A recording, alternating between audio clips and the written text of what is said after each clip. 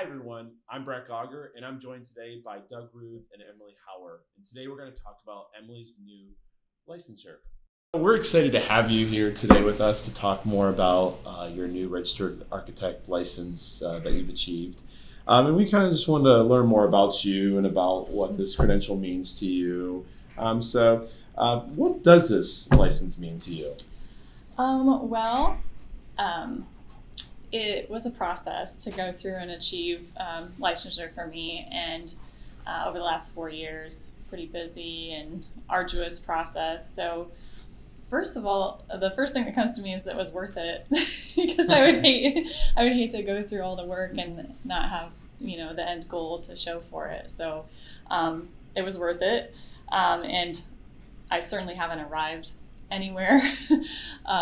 It's just part of the process, I think. So it's not like, okay, great, I did it, I'm done. It's just like the next step and other things I want to do with my life and career, personal, professionally. So I think that's probably what it means to me, is that I check that box of things I wanted to work on. That's great. So what were the steps taken to get to this point? Well, the typical required steps and my steps vary a little bit, but the requirements for becoming a licensed architect, we call it the 3 E's. So there's education. You have to get an accredited degree from an accredited program. So it's either a 5-year BArch degree, which is what I received, or a 4+2, so you can get your master's. So that's the education wing of it.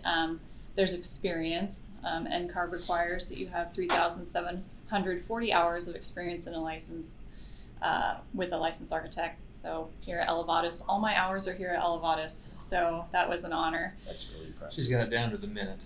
Wow. That is I don't know about that, but I do appreciate learning so much here during the process. And then the 3rd E is the exams. So there's a series of 6 proctored exams that you have to complete. And then And these aren't any small type of exams. These are pretty substantial. Yeah, not for me. I found them quite difficult, and so I'm sure different people have different opinions about that. But yeah, they're pretty involved, I would say. Wow, that is really an impressive achievement. How about some advice? So if someone were to want to pursue this type of licensure, what type of advice would you provide them?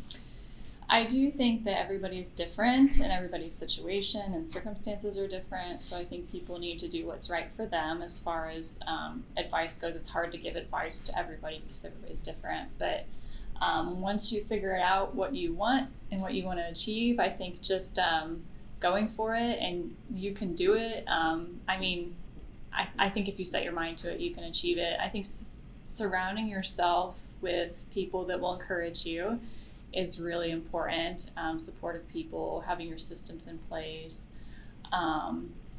and just believing that even though things are hard doesn't mean you can't do it. So you can do hard things. That's what I would encourage them.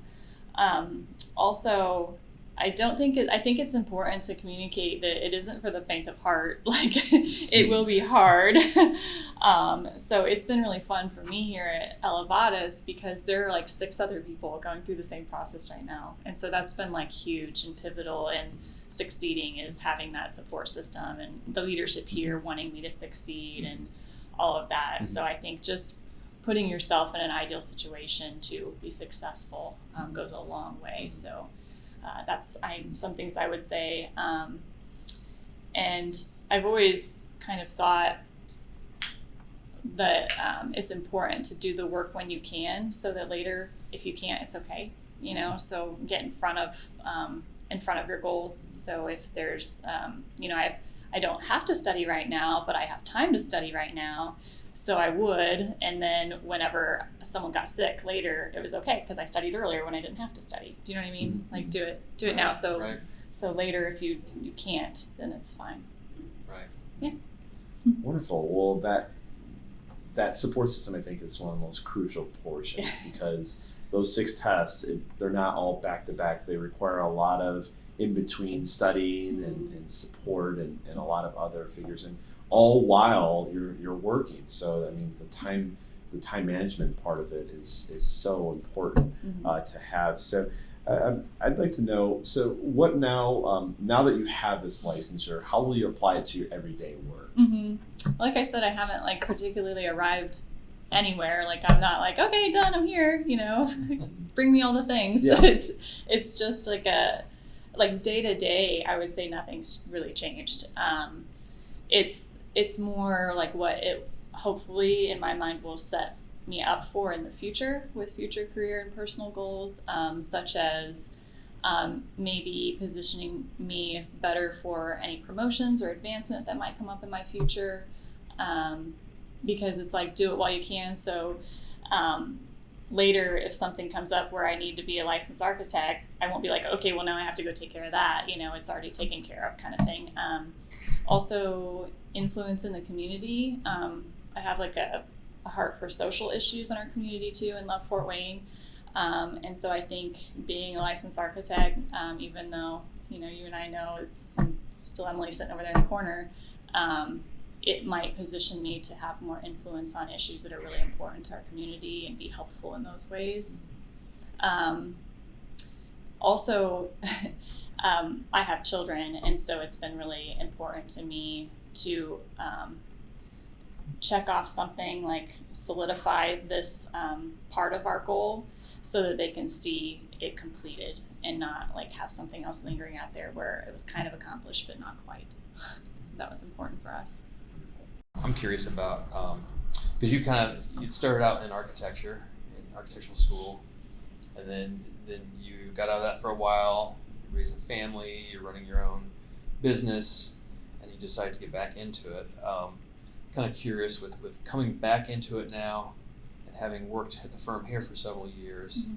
How do you think, because when I look at you and think of you, it's that perseverance, the diligence, the organization, and just having that goal in mind.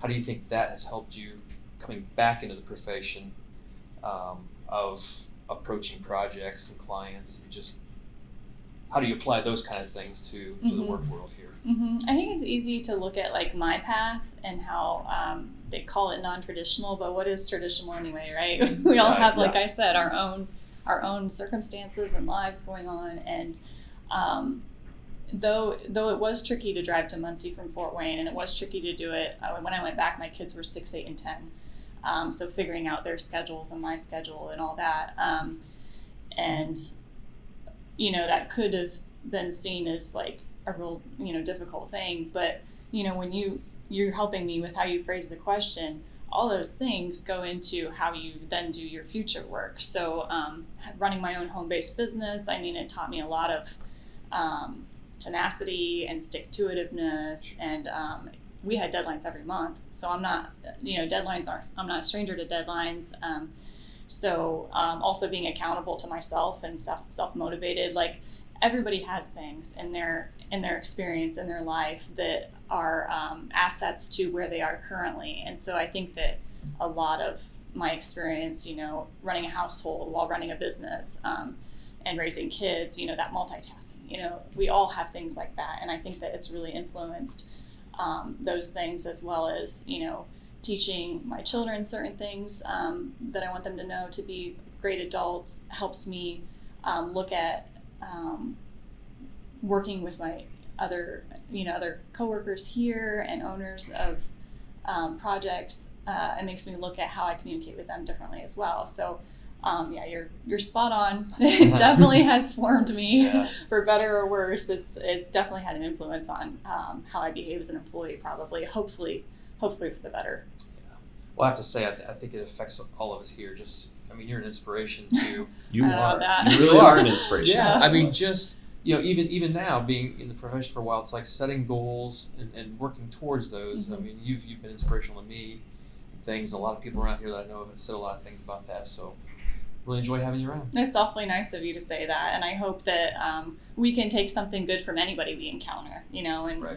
like I have everybody else here, which I've already mentioned. So I really appreciate it. Thanks, Doug.